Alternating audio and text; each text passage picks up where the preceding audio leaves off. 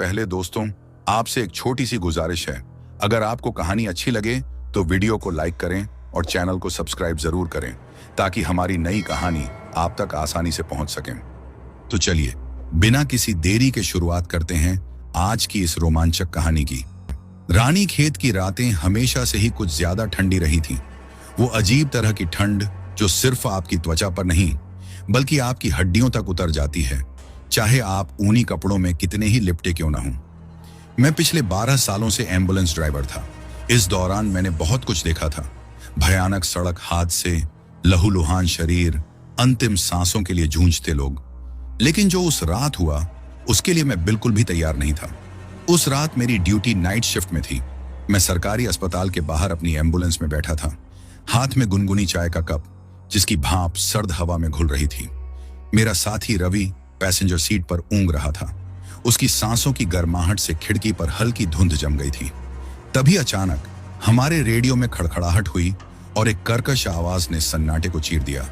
भूल भुलैया रोड से emergency call, वाहन दुर्घटनाग्रस्त, संभावित घायल, ओवर। मैं चौंक गया।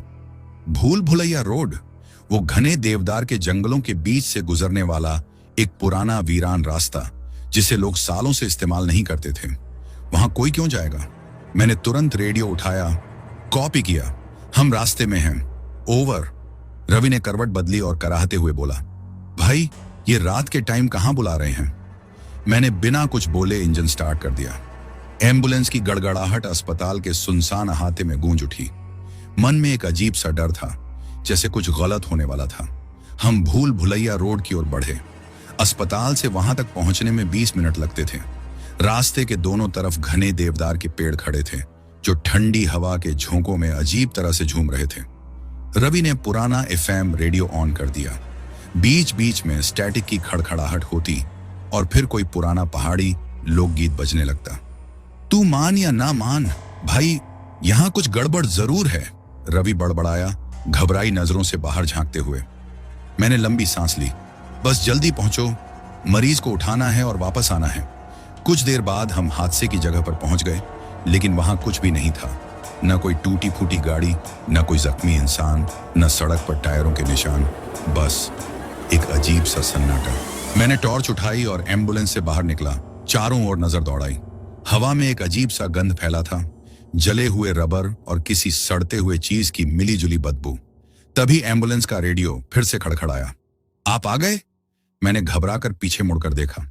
सड़क बिल्कुल खाली थी, लेकिन तभी रवि ने कांपती आवाज में फुसफुसाया, भाई कोई सामने खड़ा है। मैंने तुरंत टॉर्च की रोशनी उस दिशा में घुमाई और फिर मैंने उसे देखा। वो एक सफेद साड़ी पहने औरत थी, बिल्कुल स्थिर, बिना पलक झपकाए हमें घूर रही थी। मेरी टॉर्च की रोशनी जैसे ही उसके चेहरे पर पड़ी, मेरा दिल जोर से धड़क उठा।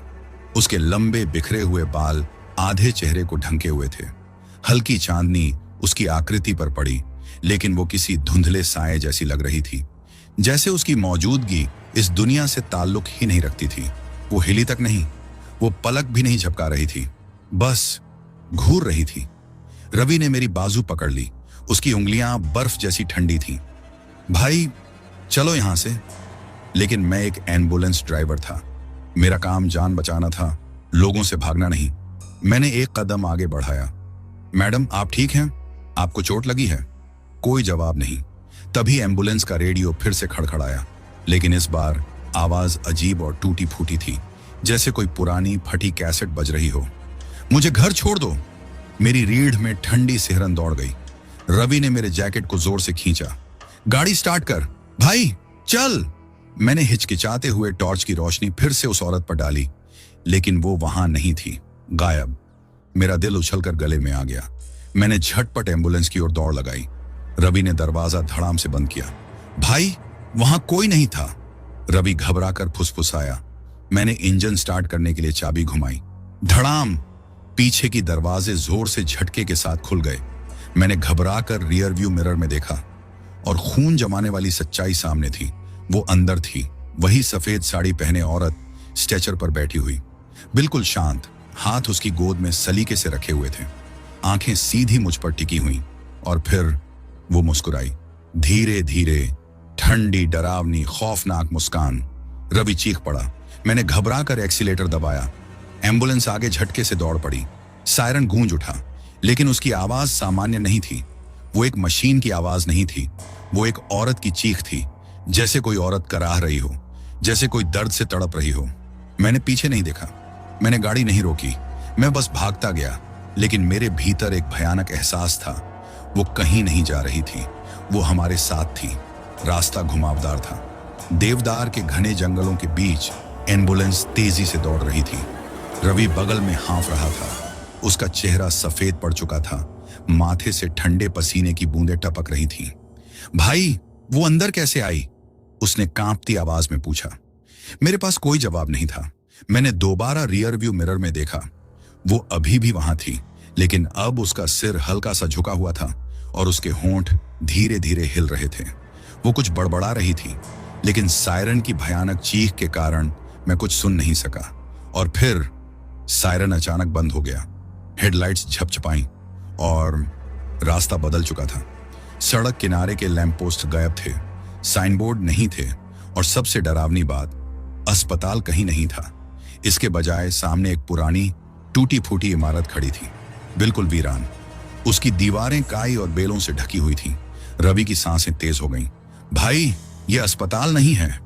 मैंने ब्रेक पर जोर से पैर मारा। एम्बुलेंस स्क्रर करते हुए रुक गई। तभी रेडियो में फिर से वही आवाज आई। आप आ गए? मैंने धीरे से सिर घुमाया और वो ठीक मेरी सीट के पीछे खड़ी थी। उसका चेहरा बस कुछ इंच की दूरी पर। उसके होंठ फिर से हिले, लेकिन इस बार मैंने उसे साफ साफ सुना। चलिए अंदर, आपको दिखाना है। मेरा खून जम गया। वो कैबिन के अंदर थी, मेरे ठीक पीछे।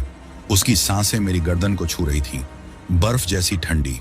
रवि सुबकने लगा, भाई यहां से निकल। लेकिन मेरे हाथ हिल ही नहीं रहे थे। उसने धीरे से अपना हाथ मेरे कंधे पर रखा। उसकी उंगलियां हड्डियों जैसी ठंडी और पतली थी। डर लग रहा है? उसने धीरे से फुसफुसाया। एक ठंडक मेरे सीने में समा गई। मैंने धीरे धीरे रियर व्यू मिरर में देखा, लेकिन वहां कुछ नहीं था। वो आईने में नहीं दिख रही थी, उसकी कोई परछाई नहीं थी। मेरा दम घुटने लगा। आपको दिखाना है, उसने फिर दोहराया। और फिर एम्बुलेंस के दरवाजे खुद ब खुद खुल गए, और तभी अंदर से किसी ने पुकारा, एक मासूम आवाज, बाबा। मेरा दिल एक पल के लिए थम गया। मैं जड़ हो गया, सांसें अटक गईं, क्योंकि ये आवाज मैं जानता था, लेकिन ऐसा होना मुमकिन नहीं था। रवि की पकड़ मेरे हाथ पर और मजबूत हो गई। उसकी उंगलियां मेरी चमड़ी में धंस गईं। भाई चल, ये कोई भूत बंगला है। लेकिन मैं हिल भी नहीं सका, क्योंकि वो आवाज, एक बच्चे की मासूम आवाज, मुझे पुकार रही थी, बाबा अंदर आओ। मेरा दिल बैठ गया। मेरा बेटा 3 साल पहले मर चुका था, तो ये कैसे संभव था? मेरी आंखें छलछला उठी, हाथ कांपने लगे। मैं धीरे धीरे एम्बुलेंस के दरवाजे की ओर बढ़ा। मत जा भाई, रवि चीख पड़ा, लेकिन तब तक बहुत देर हो चुकी थी। जैसे ही मैंने जमीन पर कदम रखा, वो पुराने सड़े गले अस्पताल के दरवाजे खुद ब खुद चरमराते हुए खुल गए। अंदर अंधेरा सांस ले रहा था। कुछ था वहां, कोई मेरा इंतजार कर रहा था। और सबसे भयानक बात, मैं बिना रुके उसकी ओर बढ़ता जा रहा था। अस्पताल के अंदर की हवा भारी थी, जैसे सालों से बंद किसी तहखाने की घुटन। हर कदम की गूंज अजीब थी, मानो दीवारें खुद मेरे आने की खबर फैला रही हों। पीछे से रवि की कांपती आवाज आई, भाई वापस आ जा। लेकिन मैं अब रुक नहीं सकता था। कोई चीज मुझे अपनी तरफ खींच रही थी। लंबा सुनसान गलियारा, चारों तरफ जंग लगे आईवी स्टैंड, टूटे फूटे अस्पताल के बेड, दीवारों पर पुराने फटे पोस्टर जिनमें इंसानी शरीर के चित्र थे, अब रंग उड़ चुके थे। और तभी फिर वही आवाज, बाबा। मेरे पैर थम गए। मैंने धीरे से कोने के पीछे झांका और मेरी सांसें थम गईं। एक नन्हा सा साया गलियारे के आखिर में खड़ा था, पीठ मेरी तरफ, पतला सा शरीर, पुराने गंदे अस्पताल के गाउन में, नंगे पैर मिट्टी और धूल से सने हुए। मेरी सांस रुक गई, सीने में दर्द उठने लगा। वो हूबहू मेरे बेटे जैसा दिख रहा था। बाबा आप आ गए। उसका सिर एक अजीब सी दरार के साथ मुड़ा और उसकी आंखें पूरी तरह काली थीं। मेरा शरीर डर से कांप रहा था। हर एक नस मानो भागने के लिए चिल्ला रही थी, लेकिन मेरा दिल मेरा दिल टुकड़ों में बंट रहा था। तू मेरा बेटा कैसे हो सकता है? मैंने कांपती आवाज में पूछा। मेरी आंखों में आंसू आ गए। अयान, मेरा बेटा उस रात कार एक्सीडेंट में चला गया था। मैं चला रहा था, मेरी गलती थी, और अब वो यहां था। लड़के ने अपना सिर हल्का सा झुका लिया। उसकी मुस्कान अजीब थी, कुछ ज्यादा ही फैली हुई, कुछ ज्यादा ही गलत। आप मुझे छोड़कर चले गए थे बाबा। मेरे गले में जैसे कोई भारी पत्थर अटक गया। नहीं, ये झूठ है। लड़का एक कदम आगे बढ़ा और रोशनी बेतहाशा झपकने लगी। दीवारें धड़कने लगी, जैसे वो जिंदा हों, जैसे उनमें कुछ हिलडुल रहा हो। तभी अस्पताल के सारे दरवाजे एक साथ भीषण आवाज के साथ खुल गए और हर अंधेरे कमरे के अंदर वो खौफनाक साए खड़े थे। दर्जनों पीली खोखली आंखों वाले, खून से सने अस्पताल के गांव पहने हुए, सबके सब मुझे घूर रहे थे। फिर एक धीमी फुसफुसाहट पूरे गलियारे में गूंज उठी। सबने एक साथ कहा, बाबा आप हमसे मिलने आए हो?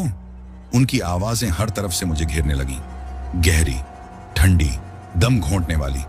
मेरी आंखें धुंधली हो गईं। मैं लड़खड़ाया, पीछे हटने की कोशिश की, लेकिन दीवारें जैसे मुझ पर सिकुड़ रही थीं। ये सच नहीं हो सकता था, ये कभी सच नहीं हो सकता था। फिर मेरे हाथ पर किसी ठंडी चीज की पकड़ महसूस हुई। मैंने सिर घुमाया। सफेद कपड़े में लिपटी एक औरत मेरे पास खड़ी थी।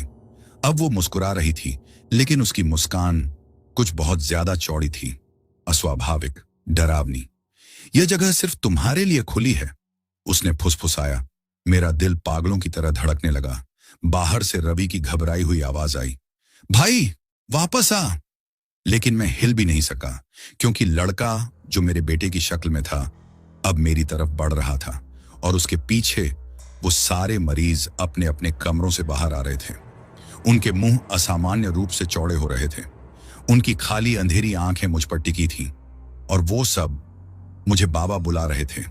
हवा भारी हो गई, जैसे कोई अदृश्य बोझ मेरी छाती पर रख दिया गया हो। मेरे पैरों में कंपी दौड़ गई। मैं जड़ होकर खड़ा था। दीवारें फुसफुसा रही थीं, गुमशुदा आत्माओं की तरह। बाबा, वो मासूम सी आवाज धीरे धीरे अंधेरे से निकलकर मेरी ओर बढ़ रही थी। मेरा दम घुटने लगा, दिल उछलकर गले में आ गया।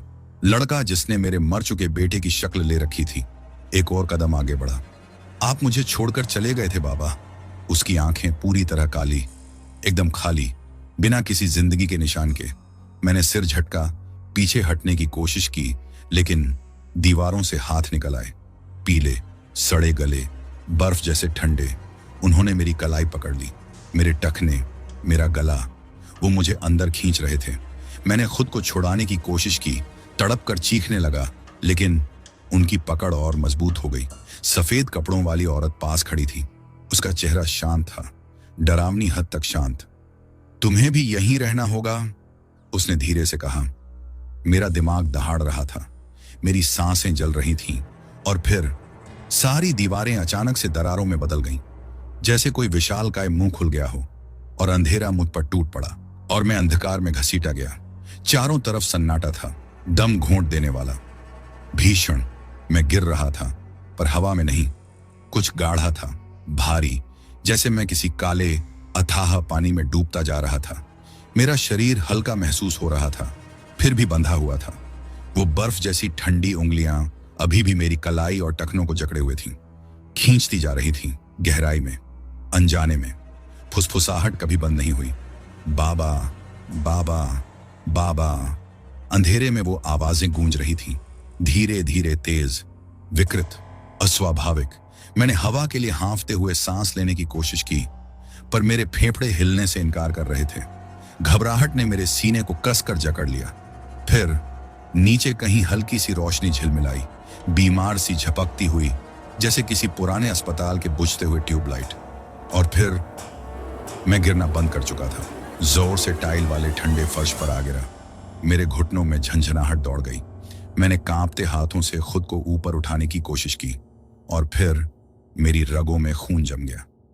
मैं फिर से एक अस्पताल के गलियारे में था, लेकिन यह वही जगह नहीं थी जहां मैं पहले था। यह जगह उससे भी ज्यादा भयानक थी। दीवारों पर पुराना, खून से सना वॉलपेपर था, जो जगह जगह से फटा हुआ था। ऊपर झूलती ट्यूबलाइटें एक अजीब हरी झिलमिलाहट फैला रही थी। हवा में एक सड़ा गला धातु जैसा गंध था और गलियारे के दूसरे छोर पर एक व्हील चेयर खड़ी थी, खाली, स्थिर, लेकिन उसमें कुछ गलत था। फिर फुसफुसाहट फिर से शुरू हो गई, धीमी, रेंगती हुई। मैंने धीरे से सिर घुमाया और मेरी सांसें थम गईं। गलियारे के दोनों तरफ बने रोगियों के कमरों की खिड़कियों के पीछे वो खड़े थे, फीके, खोखली आंखों वाले, बिल्कुल चुपचाप मुझे देख रहे थे। फिर अचानक वो सब एक साथ हिले। उनकी हड्डी जैसी उंगलियां शीशे पर धड़ाम से आ गिरी। उनके मुंह असामान्य रूप से चौड़े हो गए, लेकिन कोई आवाज नहीं आई। एक मौन चीख, दीवारें थरथराने लगीं, फर्श में दरारें पड़ गईं और गलियारे के छोर पर रखी व्हील चेयर चलने लगी मेरी तरफ, बिना किसी के धकेले। मैंने एक कदम पीछे लिया, पर मेरी सांसें अटक गईं। व्हील चेयर धीरे धीरे मेरी ओर बढ़ रही थी। उसकी जंग लगी पहिए जमीन पर घिसट रहे थे। कोई उसे चला नहीं रहा था, कोई हवा नहीं थी, कोई बल नहीं। फिर भी वो बढ़ रही थी, जैसे उसमें कुछ अनदेखा बैठा हो। फुसफुसाहटें तेज हो गईं, धीरे धीरे एक भीषण गूंजते हुए मंत्र में बदलती हुई, और फिर गलियारे की सारी खिड़कियां एक साथ चटक कर टूट गईं। बर्फीली हवा का एक झोंका मेरे पार निकल गया और तब व्हील चेयर ठीक मेरे सामने आकर रुक गई। एक पल के लिए सब कुछ ठहर गया। फिर कुर्सी जोर से झटकी, जैसे उसमें बैठी चीज अचानक उठ खड़ी हुई हो। मेरे कान के पास किसी की ठंडी सांस महसूस हुई। फुसफुसाहट, तुम वापस नहीं जा सकते।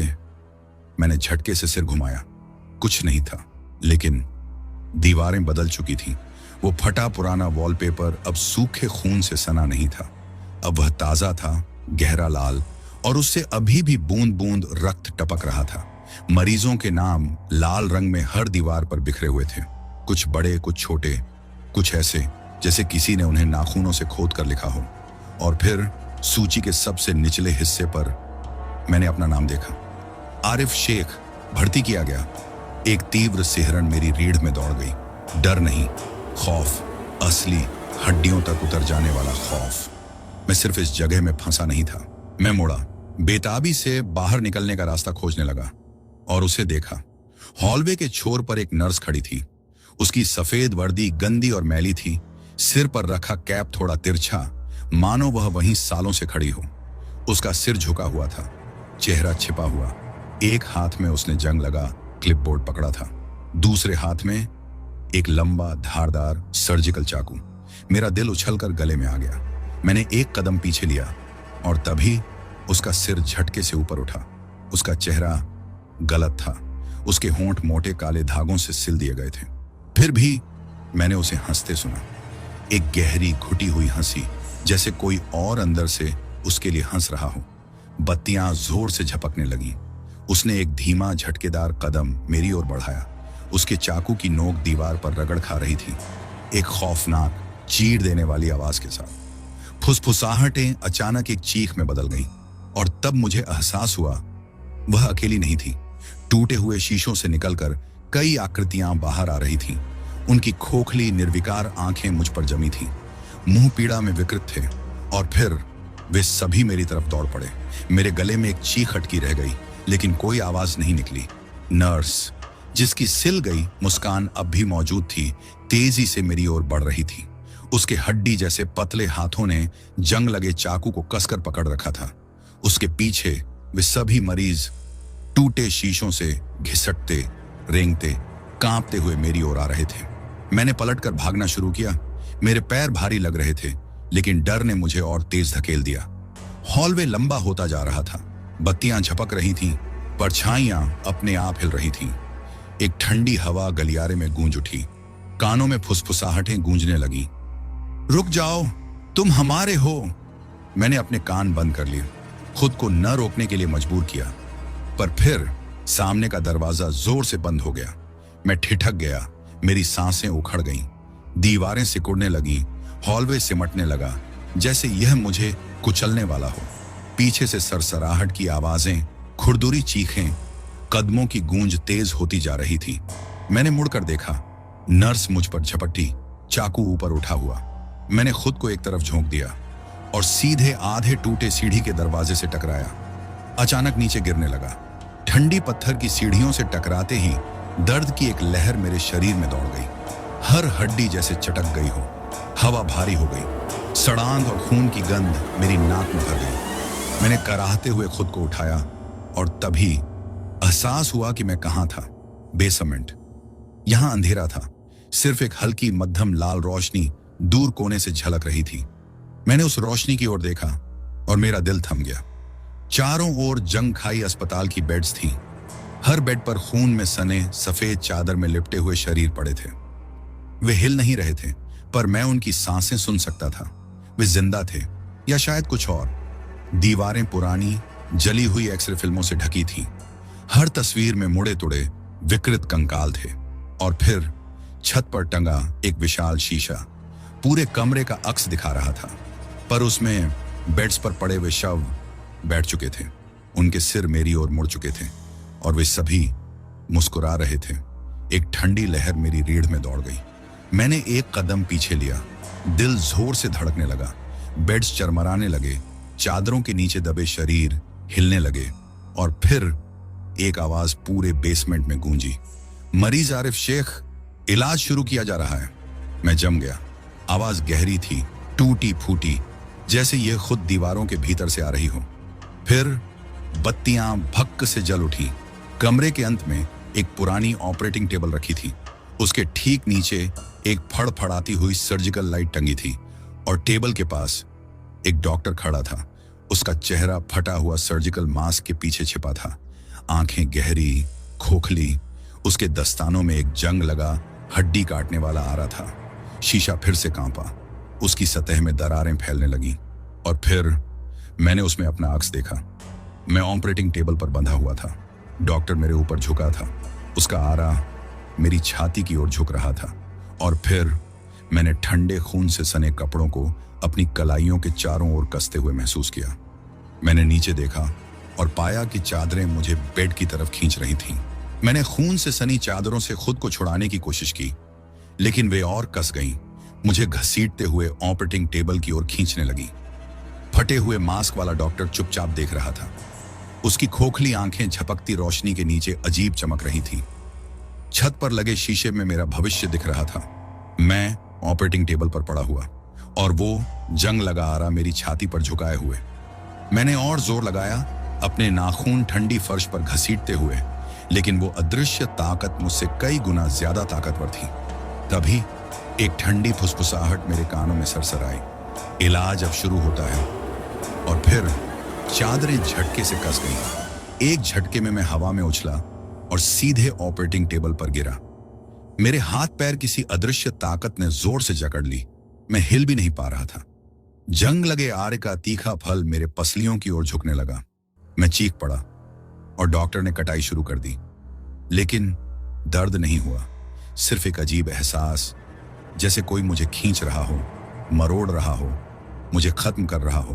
मैं देख नहीं सकता था कि क्या हो रहा है, लेकिन मैं महसूस कर सकता था कुछ मेरे शरीर से बाहर निकाला जा रहा था। डॉक्टर किसी अजीब भाषा में बड़बड़ा रहा था। उसकी आवाज सदियों पुरानी नफरत से भरी हुई थी। छत पर लगे शीशे में एक डरावना दृश्य दिख रहा था। एक काली परछाई जैसी चीज मेरी छाती से खींची जा रही थी। वो छटपटा रही थी, खुद को मुझ में बनाए रखने की कोशिश कर रही थी, लेकिन डॉक्टर ने उसे मजबूती से जकड़ रखा था। थिश थिश, तुम्हें यहां नहीं आना चाहिए था मिस्टर शेख। यह आवाज डॉक्टर की नहीं थी। यह आवाज खुद इस अस्पताल की थी। दीवारें धड़कने लगीं, रोशनी तेजी से झपकने लगी, हवा और भारी हो गई और फिर शीशे में दूसरी परछाई नजर आई। वही नर्स जिसके होंठ मोटे काले धागों से सिल दिए गए थे। वो डॉक्टर के ठीक पीछे खड़ी थी, लेकिन डॉक्टर को उसकी मौजूदगी का एहसास नहीं था और वो मुझे घूर रही थी। फिर धीरे धीरे उसने एक तेज धार वाला चाकू उठाया और इससे पहले कि मैं कुछ कर पाता, उसने डॉक्टर की पीठ में खंजर उतार दिया। डॉक्टर ने एक घुटी हुई चीख निकाली। उसका जंग लगा आरा जमीन पर गिर गया। वो काली चीज जो उसने मेरी छाती से निकाली थी वापस मेरी तरफ लपकी और उसी पल मेरे शरीर की सारी जगड़न टूट गई। मैं झटके से ऑपरेटिंग टेबल से लुढ़क गया। ठंडी जमीन पर गिरते ही सांसें तेज हो गईं। नर्स डॉक्टर को बार बार चाकू घोंप रही थी। उसकी हर वार के साथ खून के काले छींटे जमीन पर फैलते जा रहे थे। डॉक्टर ने उसे रोकने की कोशिश की, लेकिन धीरे धीरे उसका शरीर सूखने लगा, जैसे मुरझाती हुई लाश। ऊपर लगा शीशा तेज धमाके से चकनाचूर हो गया। फुसफुसाहटें अब चीखों में बदल चुकी थीं। अस्पताल कांप रहा था, जैसे वो खुद दर्द में तड़प रहा हो। मुझे यहां से निकलना था। मैं लड़खड़ाते हुए उठा, मेरी सांसें जलने लगी, और तभी मुझे एक दरवाजा दिखा। एक पुराना, जंग लगा लिफ्ट का दरवाजा। वो कभी दिखता, कभी गायब हो जाता। मुझे परवाह नहीं थी कि वो असली था या फिर कोई और धोखा। मैं उसकी तरफ दौड़ा, लेकिन ठंडी बर्फ जैसी उंगलियां मेरी कलाई पर लिपट गईं। मैं जम गया। वो हाथ अस्वाभाविक रूप से ठंडा था। उसकी पकड़ किसी लोहे की बेड़ियों जैसी मजबूत थी। मैंने धीरे धीरे अपना सिर घुमाया और देखा, एक बच्ची खड़ी थी। उसकी खाल बर्फ जैसी सफेद, आंखें दूधिया और खाली, होंठों पर एक अजीब डरावनी मुस्कान। उसने अपना सिर एक तरफ झुकाया और फिर एक ऐसी आवाज में फुसफुसाई जो मेरी हड्डियों तक सरसराने लगी। आप जा नहीं सकते अंकल, अब आप यहीं के हैं। मेरा गला सूख गया। उसने मुझे पीछे खींचना शुरू कर दिया। उसकी पकड़ और कसती गई। पीछे डॉक्टर की कटी फटी लाश अब भी झटपटा रही थी। काले खून की एक नदी नर्स के पैरों के नीचे फैल रही थी। दीवारें दहाड़ने लगी। अस्पताल खुद को निगलने वाला था। मुझे अभी इसी पल भागना था। मैंने पूरी ताकत से झटका देकर अपनी कलाई छोड़ाई और लिफ्ट की ओर झपट पड़ा। बच्ची ने एक दिल दहला देने वाली चीख मारी, इतनी तेज कि मेरे कानों में सनसनाहट गूंजने लगी। वो आवाज इंसानों की नहीं थी। लिफ्ट के दरवाजे जोर से बंद हो गए, लेकिन बंद होने से ठीक पहले बच्ची का चेहरा बदल गया। एक पल के लिए वो बिल्कुल मेरी तरह दिखने लगी और फिर अंधेरा छा गया। लिफ्ट के अंदर घुप अंधेरा था।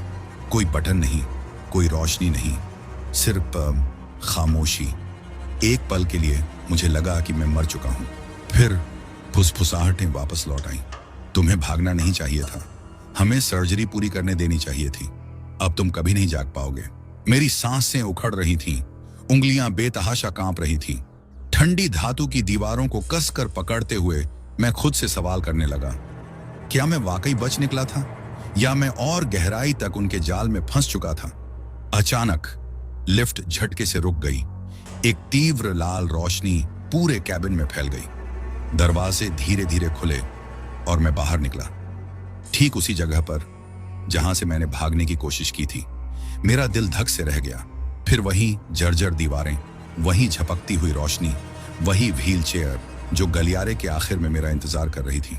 मैं घबरा कर पीछे हटा, सिर जोर जोर से हिलाते हुए बड़बड़ाया, नहीं नहीं, मैंने भागने की कोशिश की थी, मैं बच गया था। एक डरावनी हंसी गूंजी। वो हंसी किसी इंसान की नहीं थी, वो खुद अस्पताल की थी। और फिर अस्पताल ने मुझे फिर से पुकारा, वेलकम बैक आरिफ शेख, क्या हम तुम्हारा इलाज फिर से शुरू करें? व्हील चेयर अपनी जगह से अपने आप मेरी ओर लुढ़कने लगी। पीछे का दरवाजा गायब हो चुका था। अंधेरा छा गया और उस घने सन्नाटे में किसी ने मेरे कान के बिल्कुल पास सरसराते हुए कहा, इस बार हम तुम्हें जाने नहीं देंगे। और फिर हर चीज चुप हो गई।